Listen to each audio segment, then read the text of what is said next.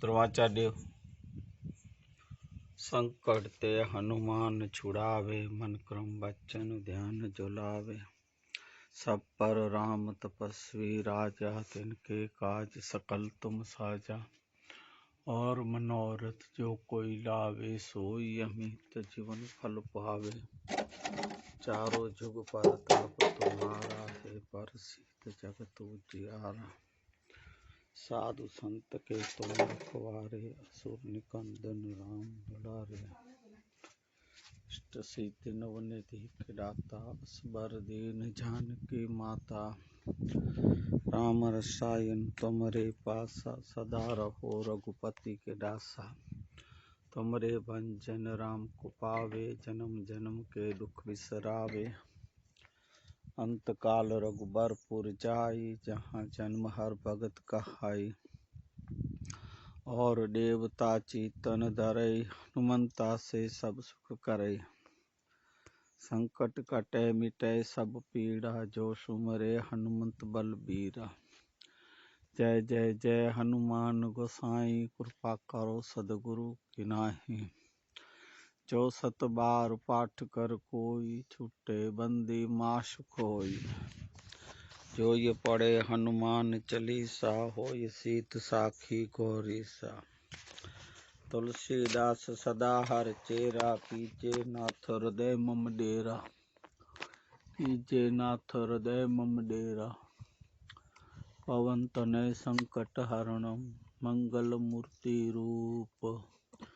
राम लखन सीता सहित, हृदय वसो सुर भूप। सियावर रामचंद्र की जय, पवन सुत हनुमान की जय। बोलो भाई सब संतन की जय, सद्गुरु भगवान की जय। उमापति महादेव की जय। नमो पार्वती पतये, हर हर महादेव। हर हर महादेव, हर हर महादेव। हर हर कोटेश्वर महादेव। हर हीरा। श्री राम। हरि ओम।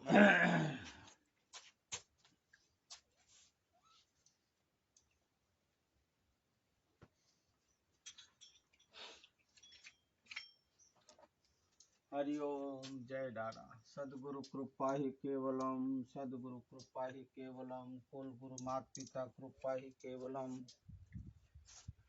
व्यासपीठ कृपा ही केवलम। व्यासपीठ चरणाय नमो नमो। हे हरि।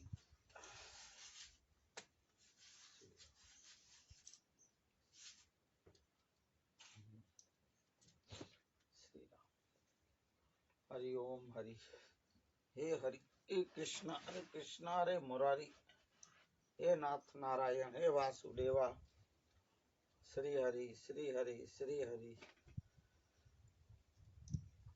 हरे कृष्ण।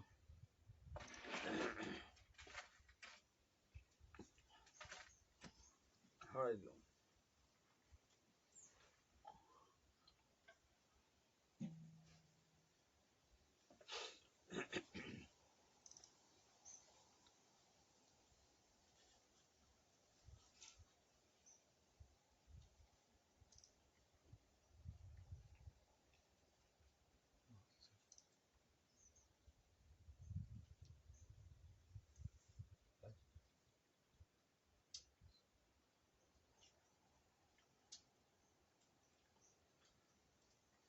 वक्रतुंड महाकाय,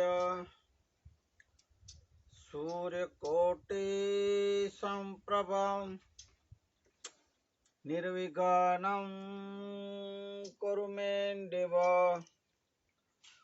सर्वकार्येषु सिद्धिदा। सर्वकार्येषु सर्वदा। ओम श्री गणेशाय नमो नमः। सदगुरुदेवाय नमो नमः। अकुड़ देवी चंडी चामुंड माताय नमो नमः। श्री हनुमंताय नमो नमः। धरती माताय नमो नमः।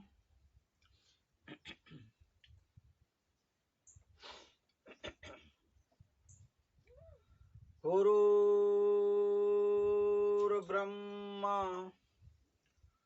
गुरुर्विष्णु गुरुर्देवो महेश्वरम गुरुर्साक्षात् परम ब्रह्म तस्मै श्री गुरुवे नमो। तस्मै श्री गुरुवे नमो। ओम शांति शांति शांति। बंधः गौरपद कंच कृपा सिंधु नारारूपहरि महामोहतम पुंजः चासु बचन रवि कर निकर चासु बचन रवि कर निकर। बोलिए हनुमान जी महाराज की जय।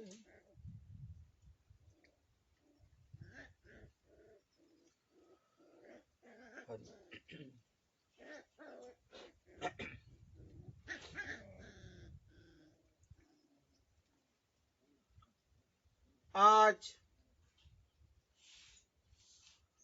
तारीख 29/12/2021 बुधवार का दिन। बुधवार का दिन मना भगवान बुद्ध, भगवान महावीर और डॉक्टर बाबा साहेब आम्बेडकर के अनमोल वचनों को और स्मरण करने का दिन।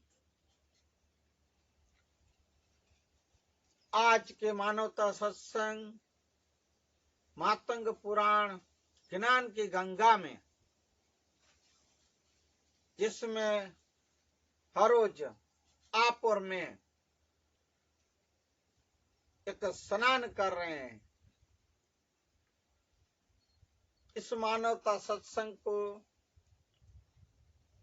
शुरू करें इससे पूर्व ओम श्री जयहंस निर्वाण साहेब, ओम श्री ब्रह्मलीन कंजीराम बापू, ब्रह्मलीन दामोदर बापू, ब्रह्मलीन हमारे दादा श्री मलसी डाडा और हमारे सदगुरु मोरारी बापू और संत महात्माएं और आप सर्वे जिज्ञासु भाइयों बहनों के चरणों में कोटि कोटि वंदन नमन और प्रणाम करता हूँ। दास आशानंद का जय सियाराम, हरिओम, ओम श्री जयहंस निर्वाण साहेब स्वीकारें। इसके साथ हमारे महेश्वरी मेघवार समाज को पूज्य धनी मातंग देव, लखणी माँ, शेखडे माँ, लोणंग देव दादा को और चारे धामों के दादाओं को, धर्म गुरु और मातंग देवों को रद्रमाचार और जाजे रजुआर। इसके साथ आज के मानवता सत्संग को शुरुआत करें मातंग पुराण का विषय। उसमें कल के सत्संग की थोड़ी बात मैं आपको बताऊंगा। पूज्य मातंग देव, लोणंग देव कच्छ प्रदेश में पधारे हैं। कच्छ प्रदेश में हबाय गांव के आसपास पहाड़ों के बीच में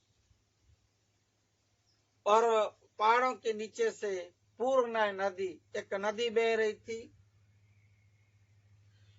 रमणीय और खुशनुमा वातावरण, हरियाली हरियाली छाई हुई थी। जहां देखो पेड़ों के झुंड झुंड, इतना वनराई, एक हरियाली, एक वातावरण खड़ा था। मातंग देव, डाडा और लोणंग देव को ये जगह पसंद आ गई थी, इसलिए डाडा ने बोले कि हे लोणंग, अपन यहाँ थोड़े दिन रुकेंगे और ये जो पहाड़ है पास में, जिनका नाम चंद्रुआ डूंगर दिया गया, इस पहाड़ के ऊपर बारमती तीर्थ का एक स्थापना करूंगा मैं इस पंथ की। आसपास के गांव के मेघवार समाज, पछात जाति, पिछड़ी जातियों को मैं सबको आमंत्रित करेंगे और ज्ञान बोध बारमती तीर्थ का एक रचना, एक पूजा विधि, धार्मिक विधि बताएंगे। ऐसा करके डाडा वहां थोड़े दिन रुके, सबको आमंत्रित किए थे, सब आने लगे। चंद्रुआ डूंगर पे, जो आजकल आज के समय में मैसरी मेघवार समाज का ऊंचे में ऊंचा एक महिमावंत एक चंद्रुआ धाम तीर्थ का ये पहाड़ डूंगर माना जाता है। तीर्थ यात्रा पे डाडा ने महायज्ञ किए, बारमती तीर्थ किए, पूजा विधि किए, और भी डाडा की, मातंग देव की, लोणंग देव की नामना बढ़ने लगी। और वहां थोड़े दिन रुके हैं चंद्रुआ डूंगर पे। इतनी बात कल की गई थी। आज के मानवता सत्संग, ये भगवान बुद्ध, महावीर और बाबा साहब के थोड़े बहुत वचन अंत में लिए जाएंगे। पहले मातंग पुराण का विषय आगे बढ़ाए। आज का सब्जेक्ट है विषय। देखो भाइयों बहनों, फिर से भाइयों बहनों, आज शुरू में ये आ गया। ये जो हमारे दिल्ली में बैठा है गुजरात का बड़ा, वो दाढ़ी बढ़ाता रहता है, भस्म लगाता है, तिलक लगाता है, पता नहीं क्या समझता है खुद को, बाबा योगी साधु। ऐसे योगी बाबा नहीं बनते भाइयों। एक तो वो दिन फिरा के बैठा है यूपी में, इनका एक बाबा योगी, वो दिन फिरा के बैठा है यूपी का। अब ये देश को गिरवी रखने बैठा है। वो जो अपनी मन की बातें कहता रहता है, आप पहचान लोगे। और उसमें जो बोलता रहता है, देखो भाइयों बहनों, ऐसे में उनकी नकल नहीं करता भाई, मैं अपनी अदा और मेरी छठा से बोलता हूं। देखो भाइयों बहनों,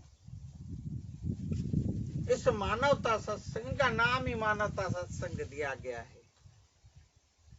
मानवता सत्संग में सब शास्त्रों के, संतों के, सदगुरु गुरुओं के, महापुरुषों के ये वचन तो आएंगे। आपके पास थोड़े बहुत रखे जाएंगे।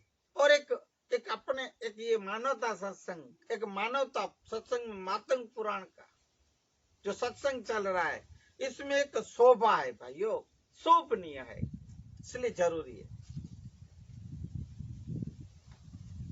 और मैं आपको बताऊं भाई, कितने 3-4 दिन हो गए मैंने नहीं बोला, फिर भी आपको बोलूंगा। ये कोई मेरी नामना कमाने या मेरा ये इसमें कोई धंधा नहीं, ना मेरी कोई इसमें स्वार्थ है भाइयों, कोई स्वार्थ। मेरा परमार्थ का काम है आपके पास हमारे मातंग देवों का, मामी देवों का, हमारे देवों के वचन, बाबा साहब महापुरुष जैसों के वचन, अवतार, भगवान बुद्ध 10 अवतार, महावीर, ऐसे कितने इस्लाम धर्म, क्षमा का इस्लाम धर्म, क्रिश्चियन धर्म, सब बौद्ध धर्म, सब के एक मेरे को इस मानवता सत्संग में विचार, अनमोल वचन रखते हुए शास्त्रों का मुझे बहुत खुशी हो रही है। और इसे आप लोग व्यू मना देखते हो, लाइक भी करते हो, शेयर करते हो और सब्सक्राइब करते हो, इसमें कोई मेरा कोई नहीं भाई लेना देना, सिर्फ परमार्थ की आप लोग को जानकारी मिले, आप लोग के जीवन में एक एक उन्नति आवे, आपको जानने का मिले, एक नॉलेज बढ़े आपका, इसलिए मैं ये मानवता सत्संग कर रहा हूं भाइयों। तो जो लाइक करते हैं, शेयर करते हैं, सब्सक्राइब करते हैं, मैं उन्हें बहुत खूब खूब धन्यवाद देता हूं और आभारी भी हूं भाइयों। और मैं ये भी फिर से विनती करूंगा, मेरे इस मानवता सत्संग के वीडियो को आप शेयर करें, लाइक करें और सब्सक्राइब करें, ऐसी मैं आशा रखता हूं। मैं डॉक्टर अशोक महेश्वरी ये सुथरी से बोल रहा हूं। सो आप सब अभी तो जान गए हो कि मैं मेरा यूट्यूब में मैं मेरा नाम दास आसानंद रखता हूं। समाज के उपयोग लाभ के लिए फायदे के लिए मैं सत्संग रख रहा हूं भाइयों, मुझे कोई स्वार्थ नहीं, मैं परमार्थ के लिए फिर से कहूंगा रखूंगा। हरिओम। दादा श्री ने तीर्थ मना मातंग देव लुणंग देव दादा सब चंद्रवा पहाड़ पे पर्वत के ऊपर रहने लगे और आगे की सत्संग आज थोड़े दिन महीने बीते, वहां ज्ञान की गंगा, वेद वाणियां, चारों वेद और धार्मिक क्रियाएं, पूजा क्रियाएं सब वहां होने लगी और वातावरण शुद्ध रहने लगता था। इतना शोभनीय, इतना सुंदर वातावरण लगता था। मातंग देव को, दादा को खूब आनंद आने लगा। वो जगह छोड़ने का मन नहीं हो रहा था भाइयों बहनों, ऐसा हमारे दादा को लगे। तो आज के सत्संग को शुरुआत करें।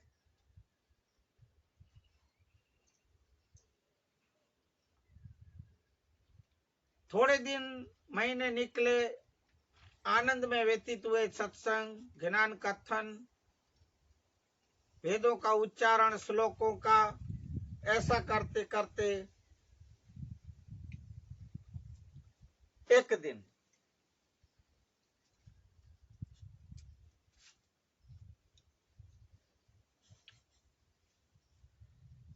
जो बारमती तीर्थ में लेखा दिया था, वहीवट किया व्यवहार, वो ख्याणी फुफ्फल ने पूछे मातंग देव दादा से कहा, हे देव, मेरी एक अर्ज है आपके पास। दादा बोले, बोलो भाई।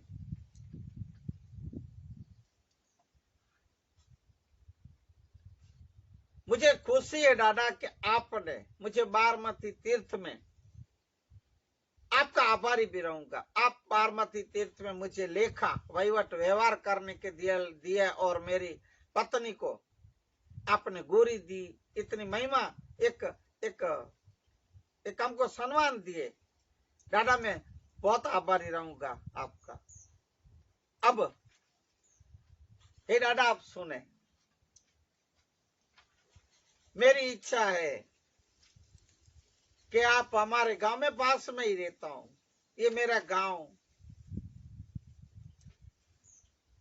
हमारे गांव का नाम पदर है, आप वहां पधारे, हमारे घर पधारे, हमारा आंगन पावन करे, पवित्र करे। हे देव, आप वहां पधारेंगे तो मैं वहां बारमती तीर्थ का एक यज्ञ करूंगा, पाठ करूंगा। मैं ये यहाँ सब पधारे हुए आसपास के गांव में, हे दादा मैं वायक दूंगा, सबको निमंत्रण भेजूंगा। मैं आपको विनती करता हूं दादा, आप पधारे।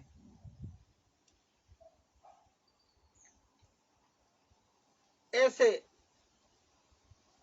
ख्याणी फुफ्फल के एक वचन, एक आजीजी अर्ज सुन के, भाव भरे एक वाणी सुन के दादा ने दादा ने आमंत्रण स्वीकार किए, वाइफ को स्वीकार किए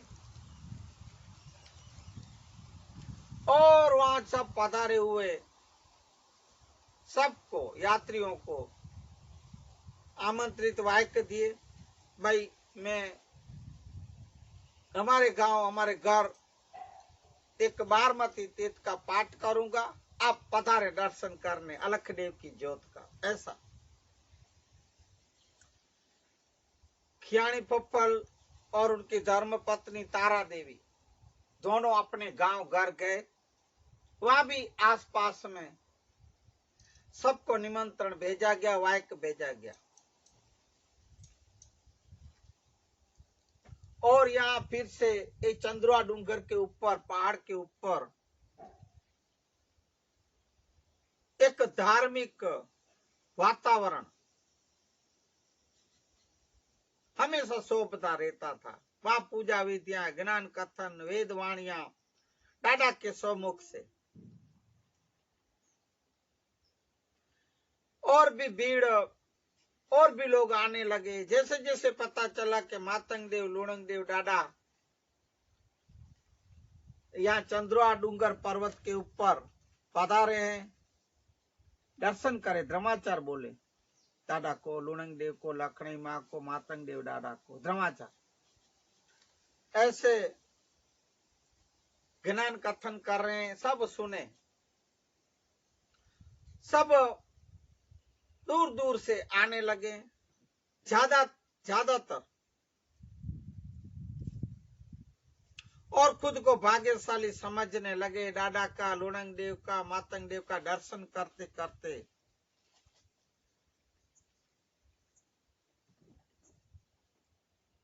ऐसा सिर्फ मैं आपको बताऊं भाइयों, जो मातंग देव को स्वीकारते नहीं थे, मातंग देव को और मेघवार समाज को जो तिरस्कार करते थे, ऐसे उच्च कौम, उच्च वर्णन वाले, ये ब्राह्मण, ये राजपूत, ये वाघेला, आहिर, ये कोली, ये सब मिलके भाइयों मातंग देव के दर्शन करने आए और ज्ञान कथन सुनने आते थे। ये भी एक नोट करने जैसी बात है। उस समय की बात, अभी की तो पता नहीं। अभी तो यही भाई सूत्र है, न दलित है, न पता नहीं खुद को क्या समझते हैं। इनके ही दादा परदादाएं जो होंगे मातंग देव के समय में, यही अपने मातंग देव के दर्शन करने आते थे, ज्ञान बोध लेने आते थे, वेदवाणी सुनने आते थे, सत्संग करने आते थे। ये इन लोग के संत, साधु, ओलिया, पीर, फकीर, दातारो। और अभी ये कह रहे कि हम, अरे भाई तुम देखो पहले अपने दादा परदादा पहले समय, पहले समय ऐसे सब धर्म, सब समाज वाले आने लगे थे। पूज्य मातंग देव को यहाँ का वातावरण और अच्छा लगने लगा था। यहाँ के जो प्रेमी भाइयों बहनों, समाज के लोग, सब धर्म समाज के लोग, बहुत एक इन लोग का व्यवहार, इन लोग का वर्तन, इन लोग की ज्ञान बोध, ज्ञान सुनने, वेदवाणी सुनने की एक जिज्ञासा, एक तलब, ये दादा देख के बहुत खुश होते थे।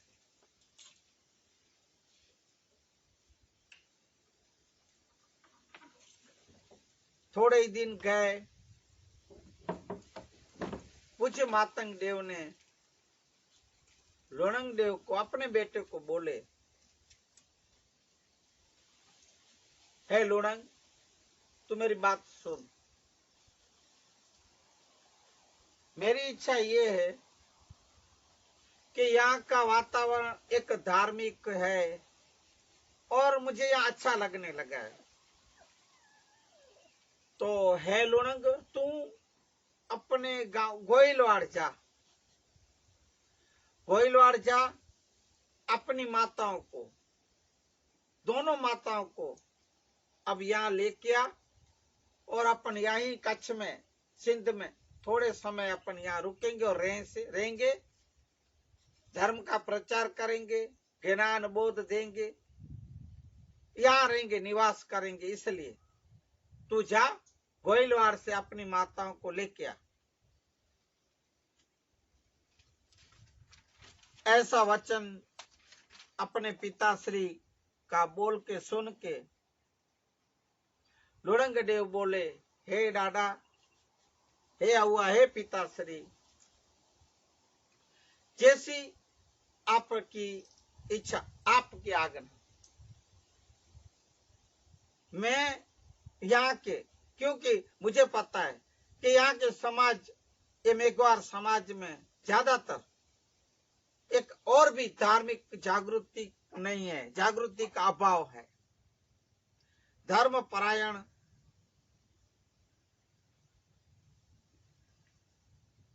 और जप तप और भी व्रत शर्त उपवास आराधनाएं, ये सब और जरूरी है। दादा मैं समझ रहा हूं पिताश्री, सो मैं अपनी माताओं के लेने गोइलवाड़ जा रहा हूं। ऐसा बोल के प्रणाम करके लुड़ंगदेव गोइलवाड़ की तरफ, सोरठ की तरफ निकले।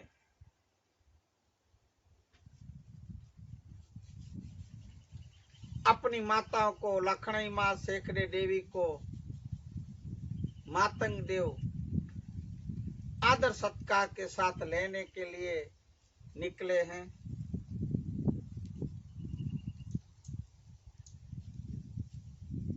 ऐसे मातंग देव की महिमा, मातंग देव की नामना और बढ़ने लगी। मैसूरी मेघवार समाज बहुत खुश था, खुशहाली छाई हुई थी, क्योंकि आज तक इस समाज में, इस मेघवार समाज में कोई भी संत, साधु, औलिया, पीर, फकीर आए नहीं थे इस समाज उद्धार के लिए, कल्याण करने के लिए। कोई नहीं आए थे, ना आते थे। उल्टा ये लोग, हम लोग समाज को अशुद्ध, शूद्र और डेढ़ कहते थे। ऐसी उपमा दे के बुलाते थे, बहिष्कार करते थे। इसलिए फिर इस समाज में धार्मिक और संस्कार कौन दे भाई, कहां से आए?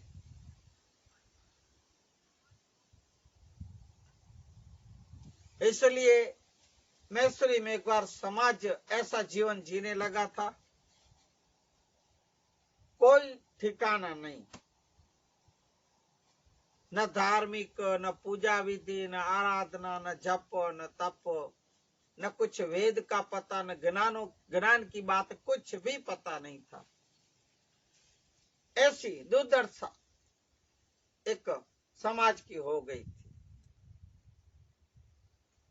इसलिए समाज वाले बोल रहे, इसलिए हमें ऐसा लग रहा है, कालखदेव पुरुष को ऐसा लगा कि इस मेघवार समाज के उन्नति, उद्धार, कल्याण के लिए मैं एक अवतार धरूंगा। तब मैसदेव महादेव के अंश पूज्य धनी मातंग देव 10वां अवतार, कल की अवतार धर के इस समाज में आए। हम धन्य हो गए।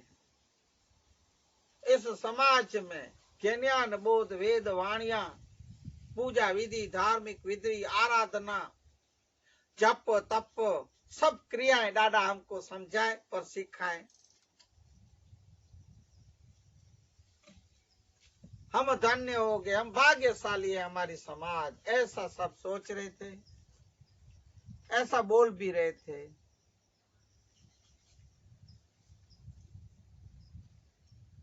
अब हम इस दादा के इन वचनों को हम ग्रहण करके धर्म परायण, आराधना, मोक्ष का पद, मान सम्मान, यश कीर्ति प्रतिष्ठा प्राप्त करेंगे। ऐसे शुद्ध संस्कारों का सिंचन और जो समाज पे लगा हुआ युगों पहले का कलंक हमारे दादा उतारने के लिए आए और पधारे हैं। अब ये अंधकार और अज्ञान का अंधकारमय जीवन हमें इसमें से निकालने के लिए पूज्य धनी मातंग देव पधारे, अवतार लिए। हम धन्य है, धन्य है। ऐसे मातंग देव भी बताए थे कि भाइयों, मैं इसलिए इस मैसूरी मेघवार समाज पछात जाति पिछड़ी जाति के लोगों के बीच में अवतार धर के आया हूं, ऐसा डाडा भी बोले थे। इसलिए मातंग देव की वाणी और व्यवहार सत्य धर्म के रणुकार रणकार, मनुष्य मात्र को शुद्ध कर्मों से ही उद्धार होगा,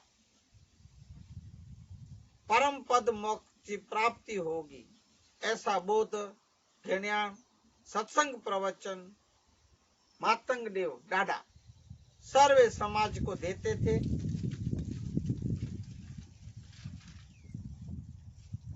ऐसा प्रचार प्रसार और प्रचार प्रसार होते होते डाडा का नाम महिमा और भी आसमान की ऊंचाई पे छूने लगा। चारों तरफ देश देशावर विदेशों में पूज्य धनी मातंग देव की जय जयकार होने लगी। ऐसे राजपूत, आहिर, वाघेला, कोली वगैरह जाति समाज के लोग उच्च वर्ण वाले डाडा को और भी ज्यादातर मानने लगे और पूजने लगे थे।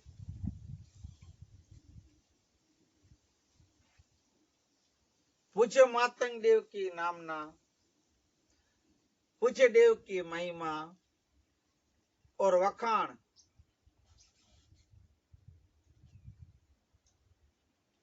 ये सब बातें पास में पदर गांव के राजा, वहां के राजवी अस्पत वाघेला को सुनाई गई और पता चले। तब से अस्पत वाघेला पूज्य मातंग देव के ऊपर ईर्षा होने लगी। इसको हम अडेखा ही बोलते हैं। ईर्षा होने लगी, क्रोधित होने लगा। ये आजकल की भाइयों बातें नहीं। आप देखो, युगों हो गए, वर्षों हो गए, पर यही समाज, इनके आप राजा देखो, राजवी ऐसी भावना रखते थे। मातंग देव के ऊपर क्रोधित होने लगा अस्पत वाघेला। अस्पत वाघेला ये गांव का राजवी था, उनका ये राज्य था। वो रोडर माता और रांदल माँ का एक पुजारी था, माना सेवक था।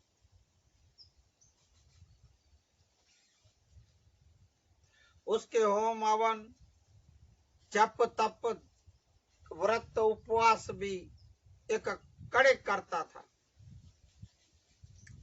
कठिन तप करता था। इसलिए इनके ऊपर ये देवियां माताएं प्रसन्न थी, इनकी सहाय करती थी, मैंने सपोर्ट करती, ऐसा बोलते, सहाय करती, सहाय रहती थी। उसकी तप साधना और आराधना से रोडर माता बहुत प्रसन्न रहती थी। कोई भी मुसीबत समय में, मुश्किल समय में अस्पत वाघेला को माता हमेशा सहाय करती थी। इसलिए ये अस्पत वाघेला जो राजा है उसको अभिमान चढ़ा था, अभिमानी बन गया था। वो कह रहा था मेरे जैसा कोई बड़वान, शक्तिशाली, बहादुर कोई भी नहीं है। क्यों? कि मेरे ऊपर मेरी शक्ति, माताजी रोडरमा और रांदल माँ के सिर के ऊपर मेरे हाथ हैं, मेरे ऊपर कृपा है, माँ दया दृष्टि है, अमी दृष्टि है, ऐसा सोचता था अस्पत वाघेला। इसलिए फरमान दिया कि मैं जो बोलूं, मैं जो करूं, और मैं बोलूं सबको हुक्म मानना पड़ेगा, मेरी बातों में रहना पड़े, मेरे हुक्म में, मेरे नीचे रहना पड़ेगा। और अगर मेरा कोई हुक्म न माना तो मैं उसको सजा दूंगा और दंड दूंगा। ऐसे बर्ताव करता था राजा। क्रोधी, कामी, अहंकारी बन गया था ये राजा। इसके राज्य में साधु, संत, योगी, ओलिया, पीर, फकीर, दातार कोई भी इनके राज्य में जाने से डरते थे, कोई ना आते थे, वो राज्य में देखते भी नहीं थे। अब इस अस्पत वाघेला को पता चला तो अगर कोई आ भी गया गांव में तो पता चला कि अगर पता तो अपनी आ बनी समझो, अपनी आ बनी मना अपन गए, ऐसा करके सोचते। इसलिए ब्राह्मण, साधु, संत सब डरते थे, इनका कोई अनादर नहीं करता था। भाइयों सब हुक्म मानते थे, मना डर के रहते, हुक्म क्या मानेंगे, डर के रहते थे, ऐसा डर फैला हुआ।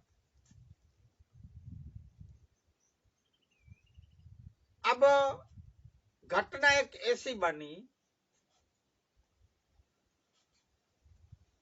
कि इनके राज्य के पास में ये चंद्रुआ पहाड़ डूंगर के ऊपर ये मेघवार समाज का जो तीर्थ धाम है, उच्च स्थान है, और वहां मातंग देव का बेसना है, मना बैठते हैं, दादा आसन लगा के बैठे हैं। वहां हर रोज धार्मिक क्रिया होती है, ज्ञान बोध वेद वाणियां। ये ज्ञान की वाणी गंगा सुनने के लिए, नहाने के लिए इस ज्ञान की गंगा में सब आते हैं, दूर दूर से सब आते हैं। और पूज्य धनी मातंग देव की वाहवाही, जय जयकार, महिमा दादा की और बढ़ने लगी। ऐसा सुन के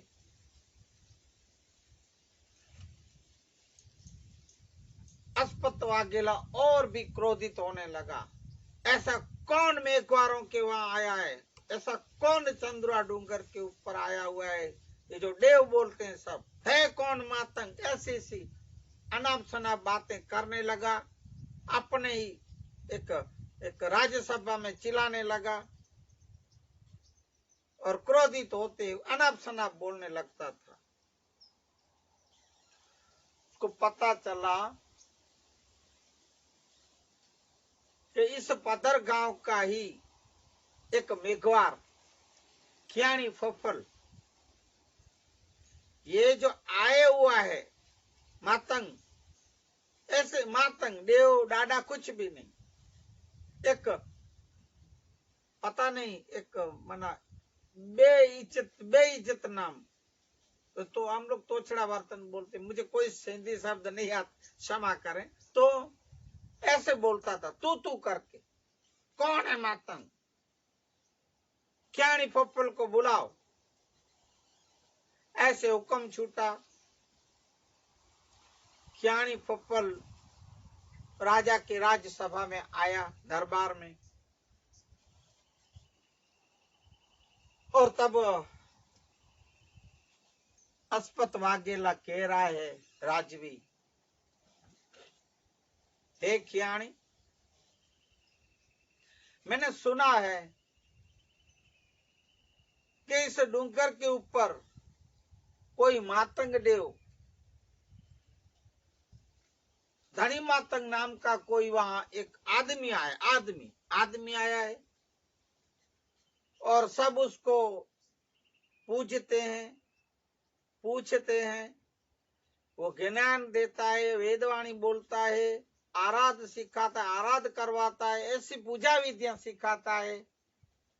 और मैंने सुना ऐसे महान बोला जाता है। खियाणी, मैंने सुना तू अपने गांव में अपने घर पे, उसको पता नहीं क्या तू तीर्थ का वो उसको नाम क्या नाम आएगा, क्रोधित को कुछ आमंत्रण दे के आया ये विधि यहाँ करने के लिए।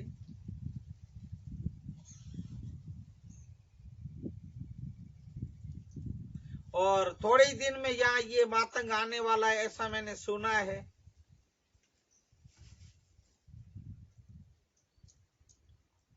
बोले हाँ। खियाणी फफल बोलता है हाथ जोड़ के, हे राजन, हे अन्नदाता, बात सही है। हमारे धर्म गुरु, हमारे इष्ट देव, हमारे भगवान के अवतार पूज्य मातंग, धनी मातंग देव को ने यहाँ अपने गांव, हमारे घर पे ने बारमती तीर्थ, जो आपको नाम नहीं आया, वो बारमती तीर्थ का एक यज्ञ पाठ करने के लिए, मेरा घर पवित्र करने के लिए, पावन करने के लिए मैंने आमंत्रित किया है। हे राजन, ये बात सही है। अस्पत वाघेला सुन के और भी क्रोधित हुआ, लाल धूम हो गया, दाल चोड़ हो गया। मेरे गांव में मातंग, और वो भी तुम मेघवारों के इष्ट देव, कतई मुझे ये मंजूर नहीं, कभी नहीं हो सकता, होगा नहीं, होने नहीं दूंगा मैं। ऐसा अस्पत वाघेला बोल रहा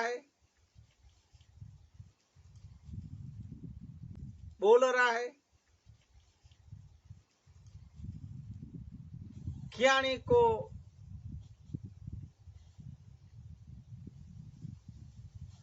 बोला तुम अच्छा नहीं किया, वो इस गांव में आना नहीं चाहिए।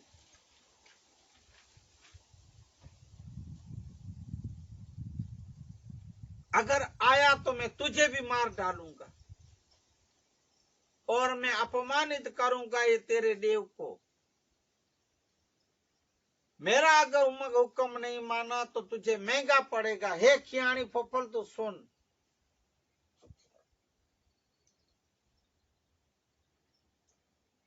देव को अनाप शनाप बोलने लगा अस्पत वाघेला। फिर खियाणी बोला, देव हम भी यजमान है इनके, हमारे इष्ट देव हैं। हे राजा, आपकी तो बुद्धि मारी गई है। ऐसे ऐसे खियाणी में मातंग देव का एक शक्ति आ गई, दादा की एक कृपा से। आप बिना बुद्धि के हो, बुद्धि बैर मार गई है। ऐसे देव को जो भगवान के अवतार हैं, सिर्फ हमारे नहीं, मेघवार समाज के। हे राजा, आप सुनो राजन, वो वहां वाघेला, आपके जाति के वाघेला समाज के राजपूत, क्षत्रिय, वैश्य, कोली, आहिर, मेघवार, सब धर्म और समाज के लोग जाते हैं वहां दर्शन करने। हे राजन, आप ऐसे हमारे देव को कैसे आप अनाप शनाप बोल के अपमान करते हो? ऐसा थोड़ा एक आक्रोश में होके खियाणी फफल भी बोला है। बिना डर क्यों डरेगा भाई? जिसके सिर पे पूज्य धनी मातंग देव का हाथ हो, मातंग देव की कृपा और दया दृष्टि हो, तो भाइयों किसको डर, किसका डर, ये भी तो आप ध्यान दें। और आप पता है आपको कि हमारे देवों के देव महादेव, हमारे धनी मातंग देव अवतारी पुरुष है, कल की अवतार है, सो आपको क्या पता नहीं। तो देखो भाइयों बहनों, सिर्फ मेघवार मैसूरी समाज या ये दलित शूद्र डेट जिसको बोलते हैं, इसके ऊपर ही ये स्वर्ण कौम, ये जात वाले, ऊंची जात वाले जो खुद को समझते हैं, हम नहीं मानते अभी इनको। वो अपने घर या अपने दर, हमें कोई लेना देना इन लोग से नहीं। तो भाइयों, तो हमारे इष्ट देवों को भी तब यही उच्च कौम वाले, इनके राजा आप देखो ऐसे ही बर्ताव करते थे। पहले पहले ही भीमदेव चावड़ा पाटनपति को देखो, ऐसे ही अपमानित करते थे भाइयों। आगे के समय की बातें हैं भाइयों। और हमारे धनी मातंग देव कोई और युग में नहीं, कल युग में ही हो गए भाइयों। एक यही कोई 1300-1500 साल पहले की बात है। द्वापर युग गया, उसको 5,500 साल ही हुए, 5,500-5,500। फिर कल युग बैठा। इस कल युग में ही धनी मातंग देव आए और पधारे हैं। मैं फिर से कहूंगा, ये मेघवार समाज को, पिछड़ी जाति को, इन शूद्रों को, जो ये लोग शूद्र कह रहे हैं, जिसको पहले डेड बोलते थे, जिसको पहले सिंबरिया जाकरिया बोलते थे, गुलाम रखते थे, यही लोग उसी समय में दादा पधारे हैं। और दादा ने अवतार लिए हैं इसलिए, इस समाज का उद्धार और कल्याण करने के लिए। हे मेरे मैसूरी मेघवार समाज के, मेरी जाति के लोग, आप ध्यान दें कि अपनी समाज को, मेघवार समाज को उन्नति में लाने के लिए, एक अंधकार में जीवन से निकालने के लिए और अपना कल्याण और उद्धार करने के लिए पूज्य धनी मातंग देव आए और कितना सहन करते हैं, कितना सहन करना पड़ा है दादा को। ऐसे अभी के दूर आप क्यों जाए, अभी देखो डॉक्टर बाबा साहेब आम्बेडकर, इनके गुरु ज्योतिराव फुले, और भी कितने नामी अनामी साधु संत, हमारे पूज्य मोरारी बापू सदगुरु, कितने अपनी एक जाति और अपने समाज को अभी भी ऊंचा लाने के लिए और न्याय दिलाने के लिए बाबा साहेब ने तो हद कर दी। कितने बंधारण बनाए, जिनका मैं अभी थोड़ा वचन लूंगा जीवनी का। तो आप, मैं फिर से मेरे इस आज विशेष में मेरे जवान भाई बहनों को तो यही कहूंगा कि अपने धनी मातंग देव के इतनी जो मेहनत की, इतने अपमान सहन किए, ऐसे लोग के कैसे कैसे बोल सुने, पूज्य बाबा साहब को कितने अपमानित किए, का आपको पता नहीं। इन सब के, इन अवतारों को, इन अवतारी पुरुषों के, इन मूल वचनों को, इन लोग की क्रिया और कार्यों को आप आगे बढ़ा, इनका आचरण करें। नहीं तो ये समाज फिर से अभी चल रहा है, ऐसा नहीं कि बिल्कुल वो अस्पृश्यता निकल गई है, नहीं। अभी भी इस देश में अभी भी जातिवाद, कौमवाद, धर्म धर्म, समाज समाज में झगड़े, वाद विवादें चल रहे हैं भाइयों। आप अपने घर में बैठे बैठे ये जो बड़ी बड़ी वो ओहदे लेके बैठ जाते हो गांव में, अपने शहरों में, बाहर निकलो देखो तो सही। आप तो यही सोच के बैठ गए थे हम सुखी तो जग सुखी। नहीं,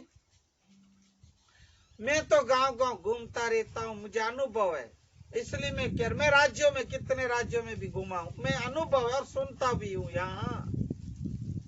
यहाँ हमारे हरियाणा के आते हैं, राजस्थान के और भी राज्यों के, अपनी मैसरी में एक बार जाति के वहां के लोग यही कहते हैं। और यहाँ भी कच्छ गुजरात में आप देखो, ज्यादातर रापर बचाओ वागड़ में क्या नहीं है, अभी भी दलितों के ऊपर अत्याचार, यूपी बिहार क्या नहीं हो रहा है। क्यों आप लोग जागते नहीं हो? क्यों आपके सिर पे वो क्या बोलते, जू नहीं सरकती ऐसा क्यों आप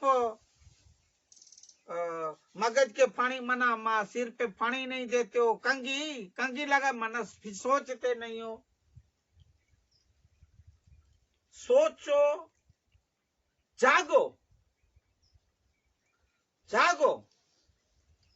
ये अपने ये जो अवतारी पुरुष धनी मातंग देव जो कार्य करके राधे छोड़ के गए, ये हमारे जो बाबा साहेब अंबेडकर जो बोल के गए हैं कि मैं ये जो कार्य किया है, जीवन भर सख्त परिश्रम किया, मेहनत की है, कितनी मुसीबतें सहन की है, कितने विरोधियों का सामना किया, उनके साथ में लड़ा हूं।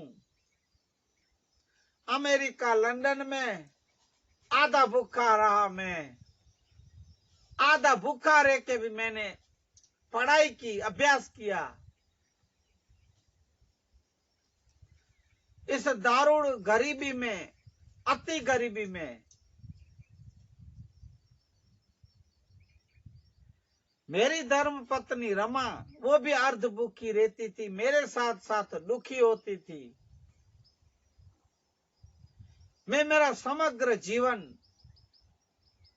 समर्पित करके आप लोग के अपनी समाज को उन्नति में लाने के लिए मैंने बंधारणीय अधिकार दिए हैं भाइयों। हे मेरे समाज के लोगों, भाइयों बहनों, मैं ये कहता हूं कि मेरा ये क्रांति रथ कोई भी परिस्थिति में पीछे न हटना चाहिए, न हटाना। मेरी इस वहाली जनता को, मेरी प्रिय जनता को, मेरे समाज के लोगों को ये मेरा अंतिम संदेश है। बाबा साहेब ऐसा बोल के गए। मातंग देव का ऐसा साना सना बोलते हुए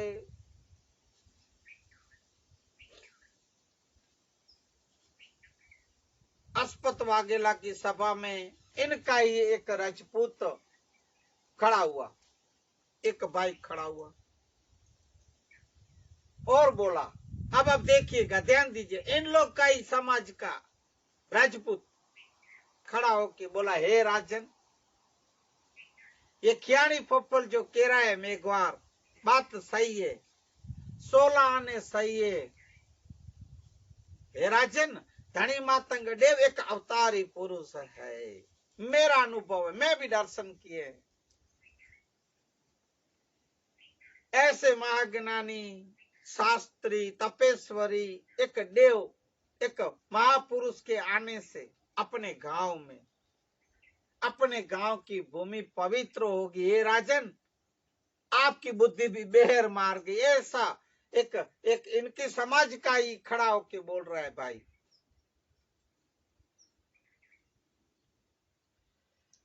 ये सर्व धर्म सर्व समाज के लिए ये मातंग देव पधारे, ऐसा मुझे भी आभास हो रहा है।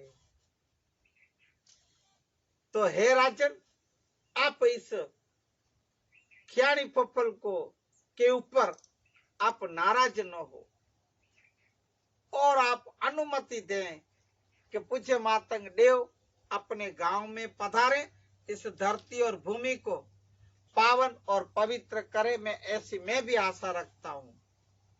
ऐसा ये वचन अस्पत वाघेले ने सुना है। यहाँ तक कि आज मातंग पुराण की सत्संग यहाँ रखते हुए मैं भगवान बुद्ध के कुछ अनमोल वचन आपके पास रखूंगा, सो आप सुने।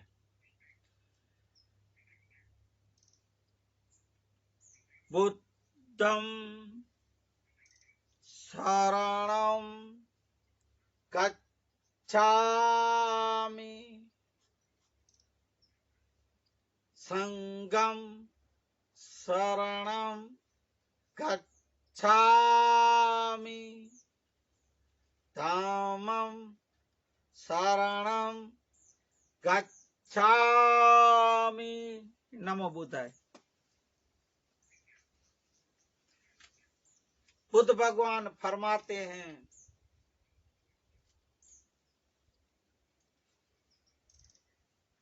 इस संसार में द्रोणा के द्वारा नहीं रोका जा सकता, मात्र प्रेम के द्वारा ही उसका निरोध होता है। ये सनातन नियम है। प्रेम से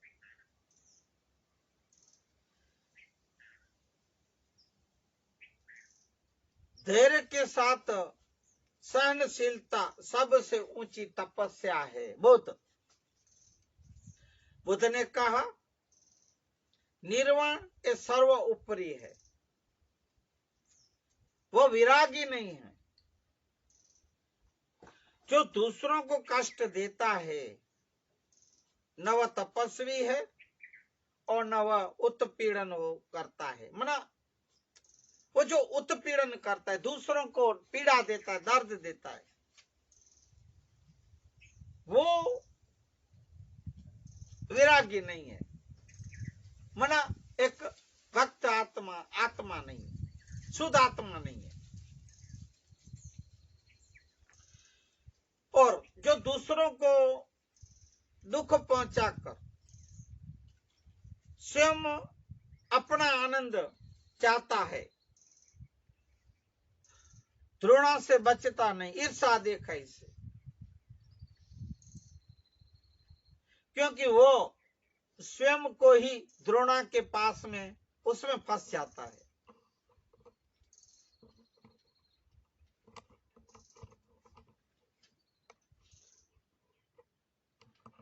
परोपकारी व्यक्ति जो होता है वो सभी से प्रेम करता है। उसकी मित्रता बहुमूल्य माना जाता है। मित्रता को मृत्यु के समय उसका हृदय आनंद से परिपूर्ण होकर विश्राम करता है, मना शांति पाता है, क्योंकि ये प्रायश्चित का दुख नहीं भोगता, उसको कोई प्रायश्चित नहीं करना पड़ता। उसे अपने पुरस्कार विकसित फूल तथा परिपक्व फल प्राप्त होता है, उसको ही मोक्ष और मुक्ति मिलती है। ऐसे वचन बुद्ध के।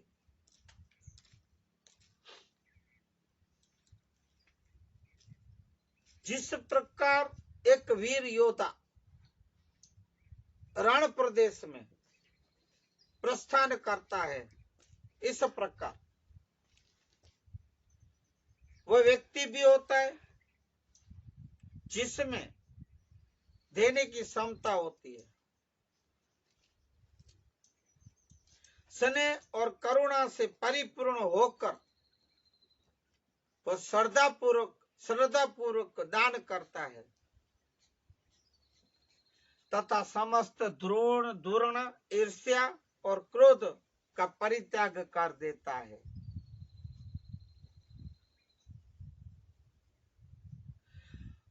परोपकारी व्यक्ति मुक्ति के पथ को पा लेता है। बुद्ध वो एक ऐसे व्यक्ति के समान होता है भाइयों,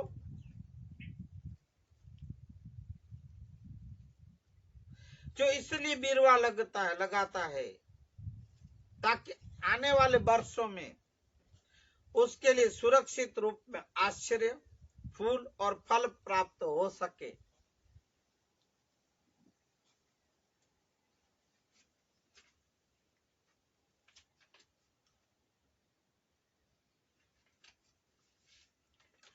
बुद्ध भगवान और तथागत ने अपने मुख्य शिष्य आनंद से कहा, आनंद,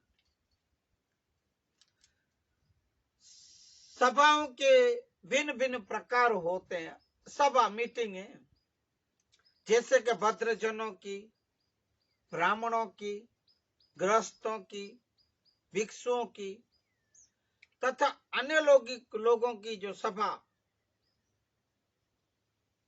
तो इस सभा, जो भी सभा में मैं जब प्रवेश करता हूं, तो मैं वहां बैठने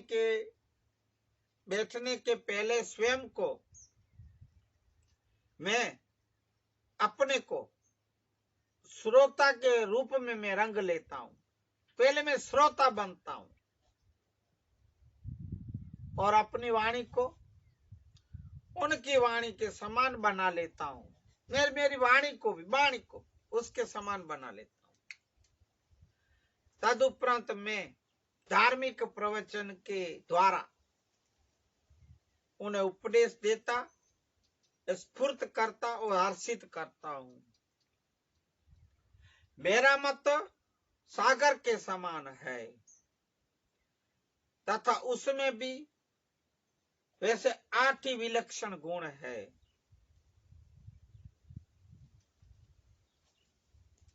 मेरा मत सागर दोनों क्रमश गहरे होते हैं। मेरा मत और सागर दोनों गहरे होते हैं। परिवर्तनों के मध्य भी दोनों अपना वैशिष्ट्य बना के रखते हैं। मूर्त शरीरों को दोनों सुखी धरती पर निकाल फेंकते हैं। ऐसे भगवान बुद्ध के वचन थोड़े से लिए। अब भगवान महावीर के वचन, एक अनमोल वचन है भाइयों बहनों। मातंग पुराण का विषय तो चलता ही है, उसमें और भी संतों के, अवतारों के वचन होने चाहिए और आपको सुनने भी चाहिए और अपने जीवन में उतारने चाहिए।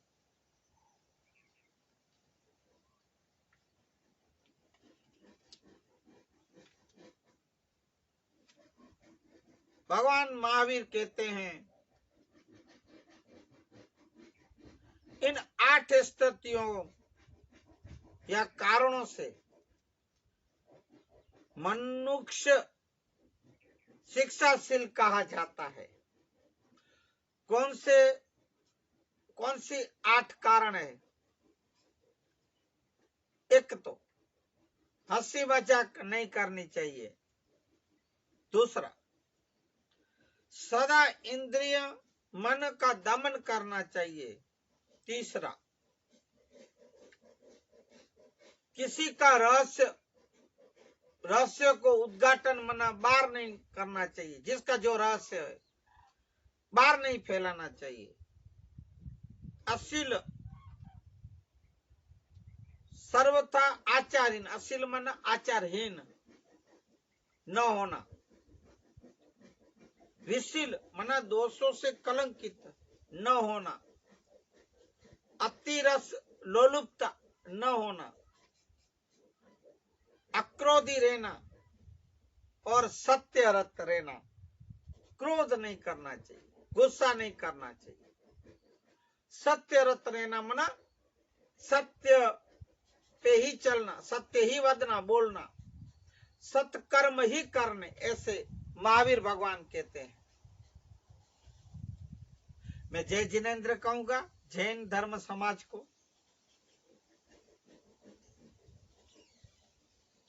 जिन देव के मतानुसार आहार, आसन तथा निद्रा पर विजय प्राप्त करके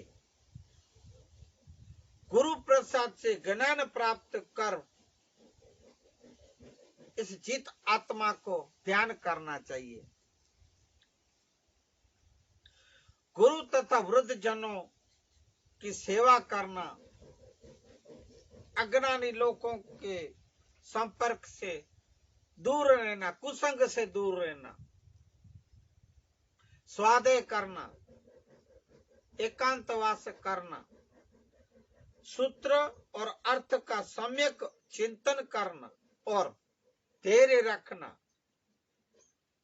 दुखों से मन मुक्ति के उपाय हैं। ये दुखों से मुक्ति का उपाय है। ऐसा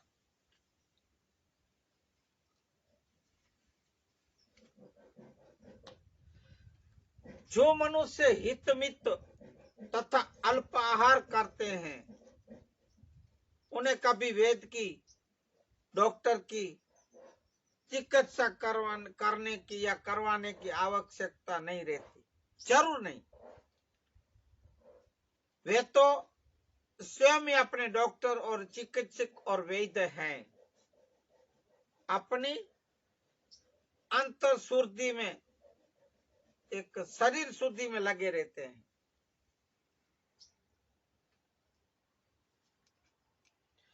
जब बुढ़ापा नहीं सताता, जब तक व्याधियां मन रोगादि नहीं बढ़ती और इंद्रिया असक्त असक्षम नहीं होती,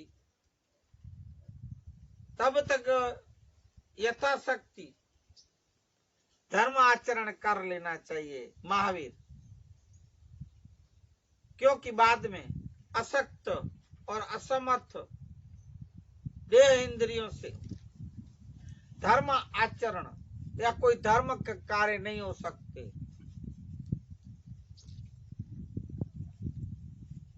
सांसारिक वस्तुओं को पास रूप जानकर मुमुक्षु मना जिज्ञासु मना शिष्य सेवक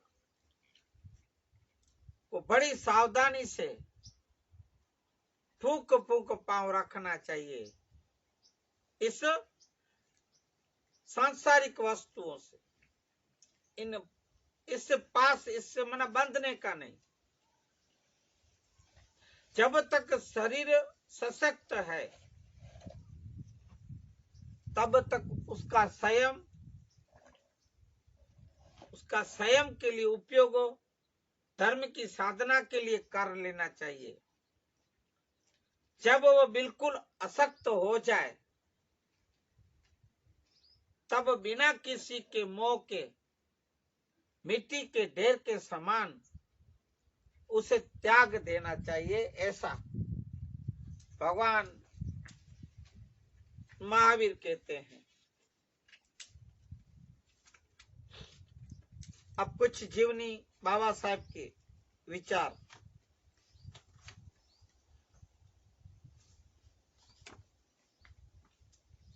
देखो भाइयों बहनों, ये जो मैं आज आपको ये जो बाबा साहब की ये जो छोटी सी पुस्तिका जो आप बुक देख रहे हो, ये हमारे नाना श्री भी लगते हैं और हमारे समाज के अग्रणी कवि रेखिया भी बोले जाते हैं नाम से, कांजी भाई गढ़ महेश्वरी। इन्होंने ये बुक लिखा है, छोटी सी एक बाबा साहब के जीवन के बारे में। आप देखें, इन कांजी भाई महेश्वरी का सुपुत्र श्याम महेश्वरी कल रात को निर्वाण हो गए। तो उनको 2 मिनट का एक मौन व्रत करके श्रद्धांजलि अर्पित करेंगे। हरि ओम।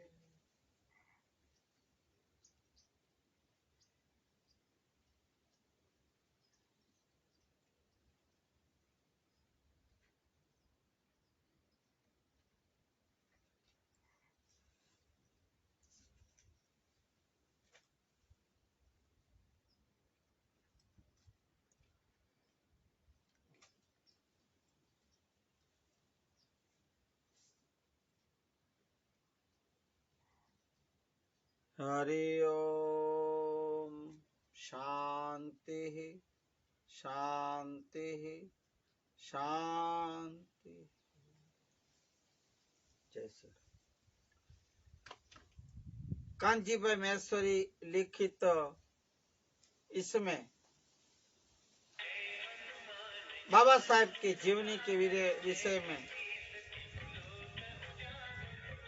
जो लिखा गया है, मैं इसी बुक में से मैं आपको मुख्य एक बाबा साहेब के अनमोल विचार या जीवनी के बारे में बताता रहता हूं।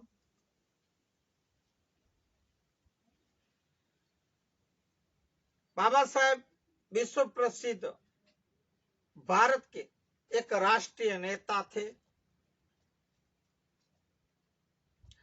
बाबा साहेब को सिर्फ दलित के मसीहा कहना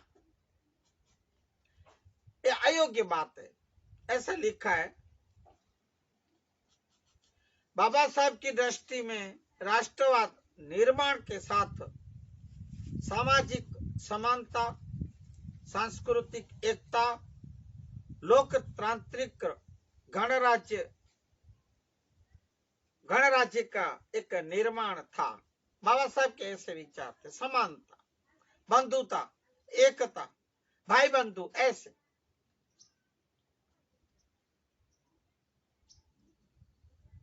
डॉक्टर भीमराव अंबेडकर के जीवन का सिर्फ केंद्र बिंदु एक था। ये जो भारत में फैलाई हुई देश में मानव सर्जित भ्रमित एक सामाजिक विषमता को दूर करने की, मानव समाज में क्षमता, ममता और समरसता के आधार पर बाबा साहब ने इस भारतीय सभ्यता को शक्तिशाली बनाई थी। और गुजराती में मैं थोड़ा हिंदी करने में मैं थोड़ा एक समय लगता है। मैं सीधा इस बुक में से ही आपके पास रख रहा हूं। भारतीय होने के कारण कहते हैं बाबा साहब, कहते राष्ट्र के समक्ष तो मैं बालक ही हूं, मैं अपने देश के लिए सिर्फ बालक हूं।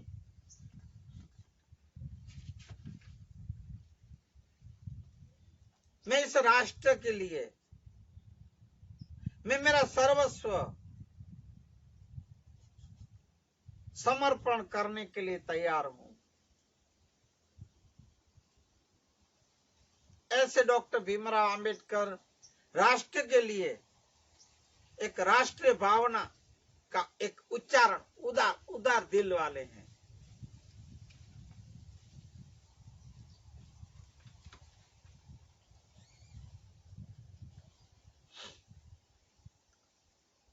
ऐसे बाबा साहेब की एक विचारधारा को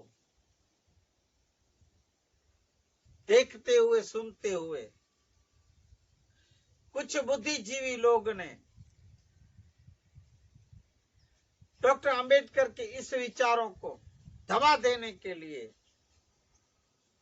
जानबूझ के अप्रचार किया था, मना हैरान परेशान करने के लिए।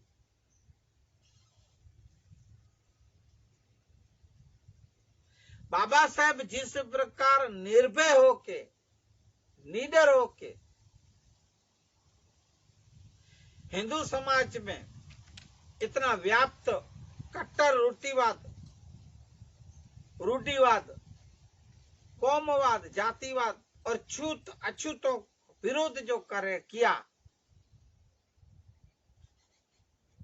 इसी तरह मुस्लिम समुदाय की मजहबी कट्टरवादी राजनीति को भी बाबा साहेब ने विरोध किया था।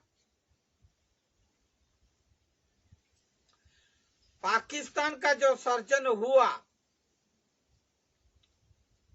इसमें कितनी सारी मानसिकता एक जवाबदार थी, आपको पता चल जाएगा। इसमें लिखा नहीं है, पता चल जाएगा कि पाकिस्तान को अलगतावाद देने वाले कौन थे, किसने मंजूरी दे दी, परमिशन पाकिस्तान अलग करो। बाबा साहेब को दलिस्तान अलग नहीं दिया गया, यहां भी बाबा साहेब से अन्याय किया गया। इस दलित समाज से, मेघवार समाज से अन्याय किया गया। सोमनाथ का मंदिर कैसे टूटा, हिंदू मुस्लिम धर्म समाज का दंगे फसाद कैसे हुए, इतना ही नहीं, अपने देश का नेतृत्व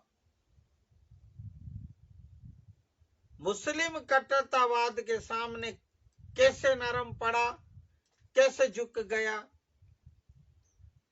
ये अगर सब बातें जाननी हो तो बाबा साहेब की जो पुस्तक लिखे हुए हैं, थॉट्स ऑन पाकिस्तान, उसको पढ़ लेना, उसका मनन करना। थॉट्स ऑन पाकिस्तान जो बाबा साहेब ने लिखित एक पुस्तक है, वो आप पढ़ लेना, सब इतिहास लिखा हुआ है।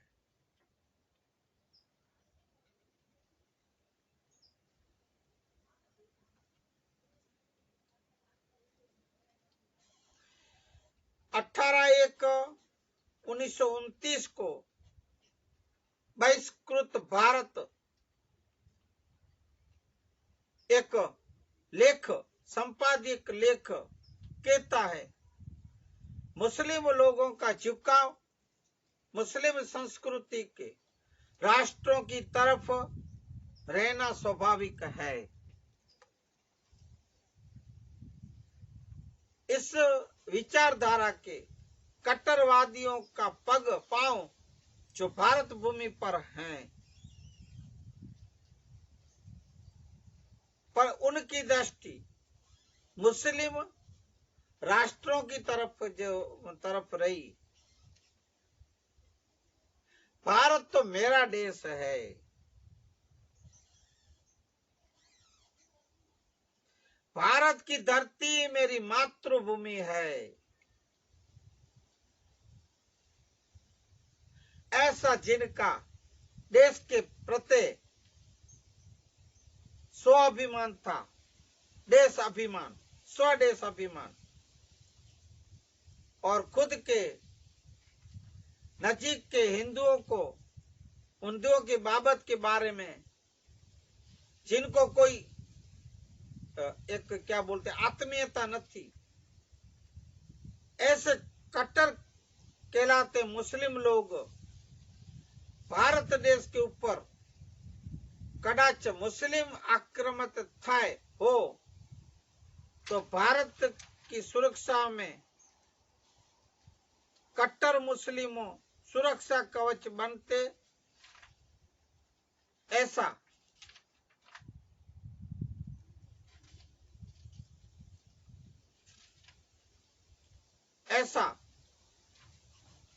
सुरक्षा कवच बनते, ऐसा मानना बहुत खतरनाक है। डॉक्टर आंबेडकर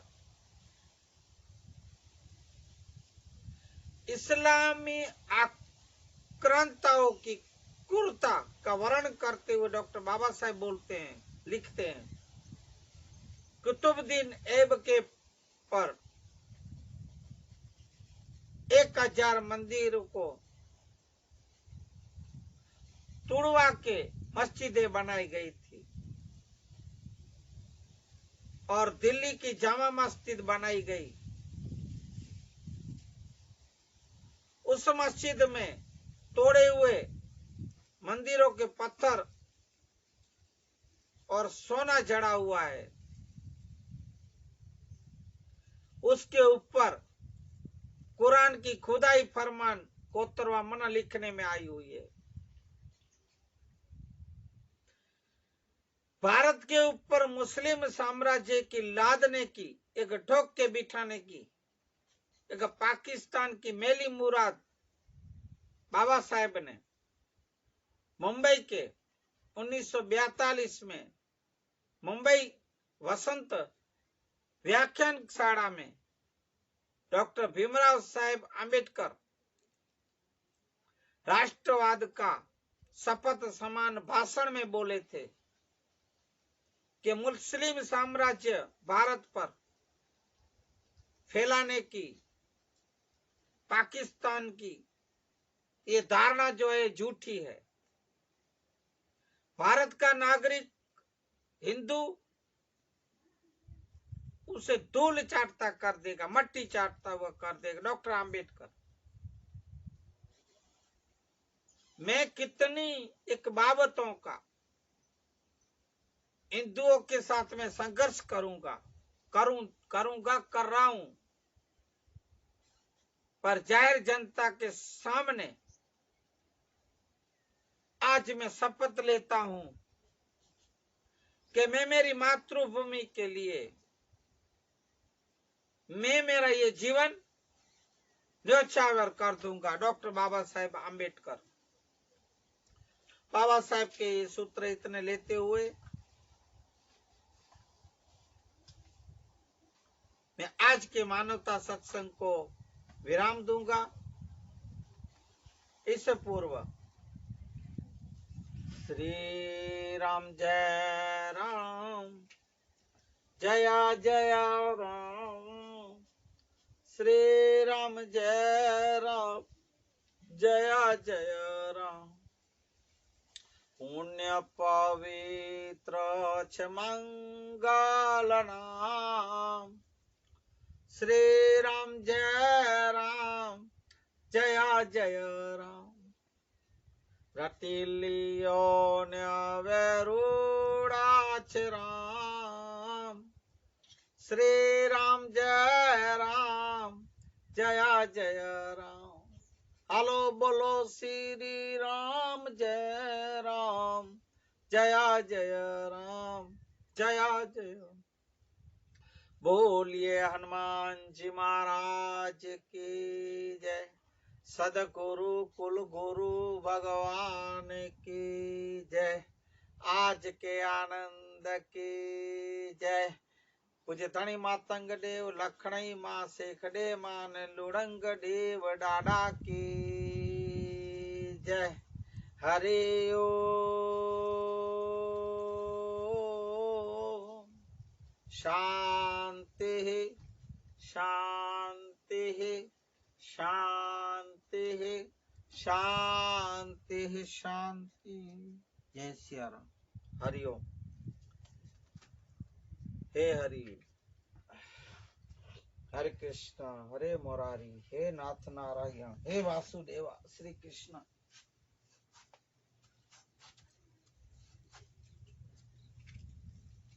हरि ओम। हे डाडा श्री राम, हे डाडा सदगुरु कृपा ही कुल गुरु कृपा ही। श्री राम श्री हरि श्री हरि श्री हरि श्री कृष्ण। हरे मुरारी हरे मुरारी, हे नाथ नारायण, हे वासुदेवा श्री हरि श्री हरि। हरि ओम हरि ओम हरि ओम हरि ओम। श्री कृष्ण श्री कृष्ण। जय सिया राम, जय सिया राम, जय सिया राम।